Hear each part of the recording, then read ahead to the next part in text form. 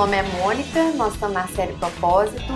Esse é o 16º vídeo e a gente vai dar seguimento aos comportamentos que contribuem para que a gente cresça e se desenvolva. Semana passada a gente falou do comportamento de contribuição. É um comportamento capaz de trazer crescimento e desenvolvimento e realização na nossa vida. Nós vamos hoje dar seguimento a esses comportamentos que são pilares. Não são comportamentos individualizados, como por exemplo, fazer exercício, nada disso. São pilares que, agregados aos nossos comportamentos no geral, são capazes de nos fazer nos desenvolver e alcançar bons resultados em nossas empreitadas. Um dos maiores desafios que nós temos é que nós temos uma rotina e os dias vão passando e a gente vai reagindo de acordo com um dia após o outro. E um dos grandes desafios é permanecer comprometido com algo que se quer diferente do que nós temos na nossa rotina. Quando a gente acaba se deixando engolir pela rotina, parece que nada vai mudar, que as coisas vão mais ou menos acontecer como vem acontecendo. Onde nós acabamos nos submetendo àquela rotina ali mesmo. Acordar, fazer o que tem que ser feito para a vida que nós temos hoje, as demandas pontuais que nós temos que atender geralmente. E isso tira o foco um pouquinho de algum insight, alguma expectativa futura. Não são todas as pessoas que conseguem viver uma rotina, mas não perder de vista o futuro. O que chama atenção em pessoas que se dizem realizadas é exatamente isso. Essas pessoas, elas vivem o hoje, mas elas não perdem de vista oportunidades que vão aparecendo, as ideias, as inspirações. Isso demanda muito equilíbrio, muita paciência, muita cautela e demanda também que as pessoas gastem um pouco de tempo planejando, investindo, trabalhando, arquitetando, que seja, formas de que eu possa caminhar hoje dentro das minhas obrigações, mas ao mesmo tempo eu possa ir virando o timão para o caminho para o qual eu acho que vai ser interessante eu trilhar. E é isso que chama a atenção nas pessoas que se dizem realizadas. Elas nunca perderam de vista nem o que elas fazem hoje, deixando de se comprometer com isso, muito menos ainda o que vem para agregar a vida delas, o que vem para transformar, para trazer uma realidade diferente. E essas pessoas, mesmo certas de que não estavam, talvez, naquele trabalho que seria o seu chamado, a sua missão, mesmo que elas esperassem mais, elas tinham certos comportamentos, ou melhor, certas formas de se comportar que acabaram sendo pilares para que elas estivessem estruturadas aqui no presente e que isso fosse, de certa forma, as preparando para o futuro que vinha também. Ou seja, mesmo que eu ainda não esteja fazendo o que eu quero, mesmo que eu não esteja vivendo a realidade que eu acredito que vai ser o meu chamado, mesmo que eu acredite que coisas diferentes vão acontecer e eu tenho essa expectativa, eu posso me determinar a me comportar em certos formatos, dentro de alguns pilares, alguns patamares, e isso vai me fortalecer para que eu continue crescendo, eu continue me desenvolvendo até chegar onde é a minha vontade realmente de chegar. Que seja um trabalho diferente, que seja uma profissão diferente, que seja algo ligado ao que eu acredito que seja o meu chamado para exercer. Então, a semana passada, como eu já disse, a gente falou de contribuição, que é um dos pilares de comportamento.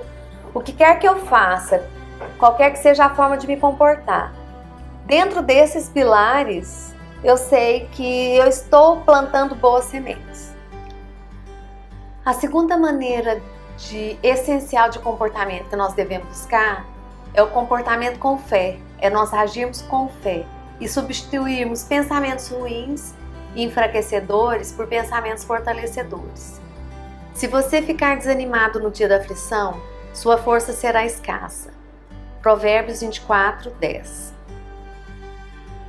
É que na esfera das ações humanas, o que tem o poder sobre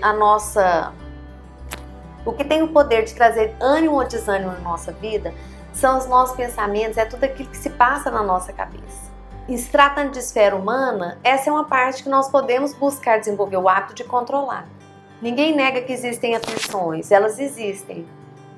Entretanto, nesses momentos de aflições, esses momentos de que nós nos sentimos desamparados ou de alguma forma decepcionados, desanimados, o que se tem que buscar é fortalecer os pensamentos para manter e conservar a fé que Deus nos dá. E o que quer que nós façamos com fé.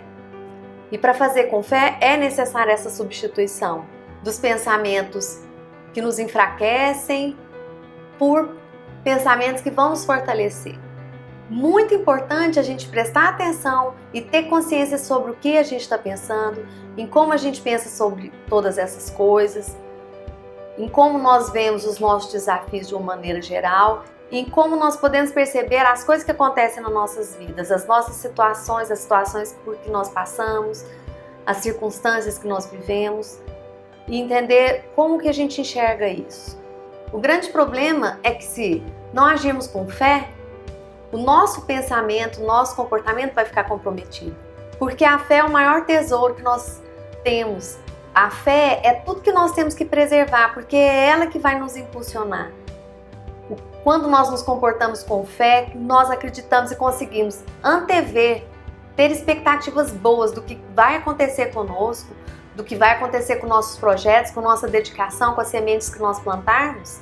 Se nós tivermos essa condição de agir e nos comportar com base na fé, será muito mais provável que a gente consiga chegar no destino que nós almejamos. Com a fé, resistirmos por mais tempo, termos uma vida boa, mesmo se passarmos por situações difíceis, avancemos em sonhos, em planos, em projetos e que apenas não trocamos o dia pela noite vivendo um dia após o outro.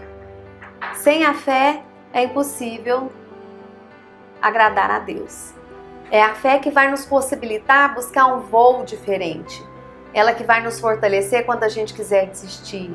É ela que vai nos fazer acreditar que estamos fazendo certo em perseguir algo que nós ansiamos.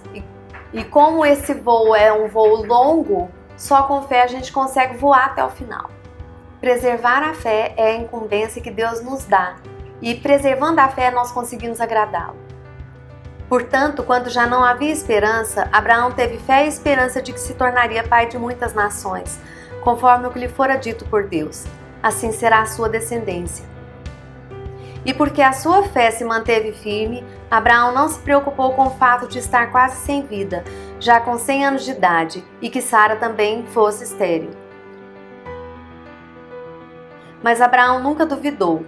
Ele acreditava na promessa de Deus e a sua fé foi até fortalecida.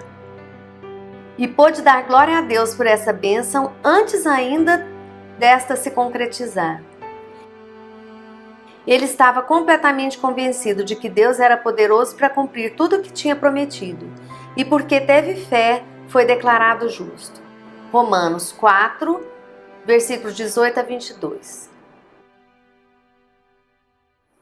As experiências que nós viveremos estão muito ligadas à forma como a gente enxerga as circunstâncias. Também estão muito ligadas à forma como nós convivemos e conhecemos a Deus, como nós nos relacionamos com Ele.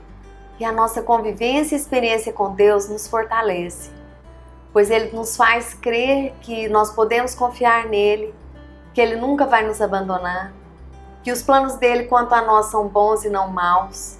Mesmo sabendo que passaremos por coisas às vezes ruins, situações dolorosas, nós temos a certeza que nós nunca estaremos sozinhos. E essa é uma promessa que Deus nos faz. E que Ele quer o nosso bem, não o nosso mal. Então, coisas ruins acontecem, mas nós temos certeza que todas as coisas contribuem para aqueles que amam a Deus. É nisso que consiste a fé, é nisso que consiste a felicidade de se andar com Deus. Saber disso nos leva a descansar. Nos leva ao descanso em Deus. E nesse descanso se torna mais fácil, mais possível que as nossas emoções trabalhem a nosso favor e não contra nós. Somente através de um relacionamento com Deus eu posso descansar e confiar. Esse descanso só é possível quando a gente se relaciona com Ele.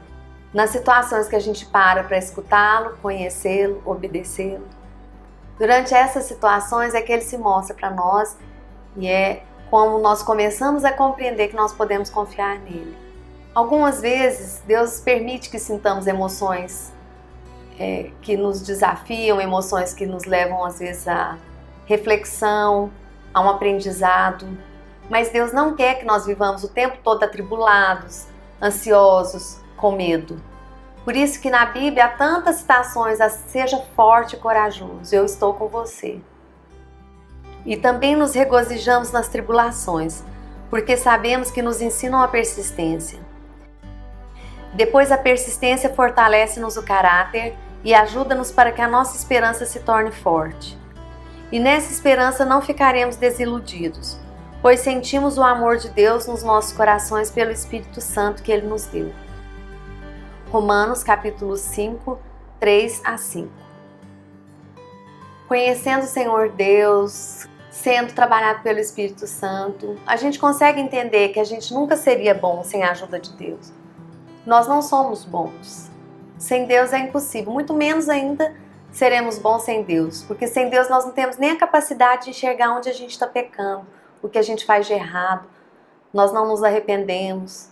A gente permanece caminhando cauterizado para o pecado, cego, caindo, fazendo mal às pessoas sem perceber, agindo mal nas situações, sempre com uma desculpa para os nossos comportamentos.